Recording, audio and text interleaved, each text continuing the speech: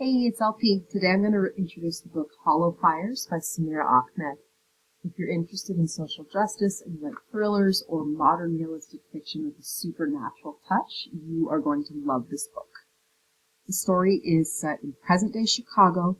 It opens on a wintry afternoon when the main character, Sophia, is walking home from school. She spots what she thinks is just a shoe, but then quickly realizes that she is actually looking at the murdered corpse of Jawad Ali, a boy who was arrested just a few short weeks before when he was falsely accused of bringing a bomb to school. Both Sophia and Jawad have faced more than their fair share of prejudice as Muslim American teens. Now, Sophia has to uncover the truth about who has hacked her school's website, spray-painted racist graffiti on the building, threatened her mosque, and most importantly, who killed Jawad. I'm going to read you the first couple of pages so you can get a feel for the book and see if it's something you might be interested in.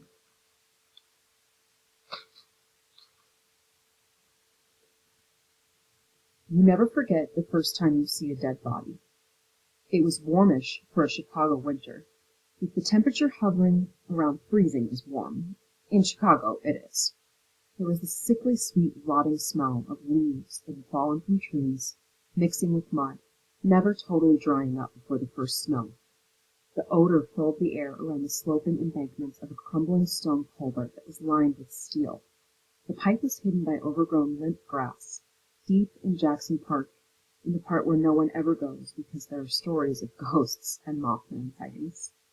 It's not the restored part of the park, the blooming Japanese garden, the shiny metal sculpture of giant petals, the bike paths, and the Illinois prairie popping with blue cornflowers. It's the neglected area by the abandoned arched bridge that leads to nowhere. No one ever went there because there was absolutely nothing to see. Until the time there was. The first thing I saw was a shoe, a charcoal-colored canvas sneaker. It was damp, and there was a curved winter salt stain along its side where the shoe had gotten wet and then dried, and another higher watermark, then another, like the rings in a tree trunk that tell you how old a tree was, how long it lived before it was cut down. The passing of time, 3 rings of storms, 3 rings of floods, weathering them all alone. I remember thinking that canvas sneakers were not a good footwear choice. They weren't warm enough, even for a mild winter day. Your feet would be cold. It was too wet. Silly Sophia, the cold and wet don't matter if you're dead. That's when I should have stopped. Right there, right then, literally in my tracks. Called the police, moved backward, and not forward into a crime scene. Would have saved me a lecture from the police. Would have saved me an image etched forever in my mind. Would have saved me, period. But I didn't stop. Couldn't. I'd made a promise to a dead boy, and I was going to see it through. I could say it was solely the hodgepodge of clues and half-baked theories that had led me there, or my desire for justice, or my needling curiosity that my friend Ozma called nosiness. But I'm not that good a liar. There was a voice. His voice.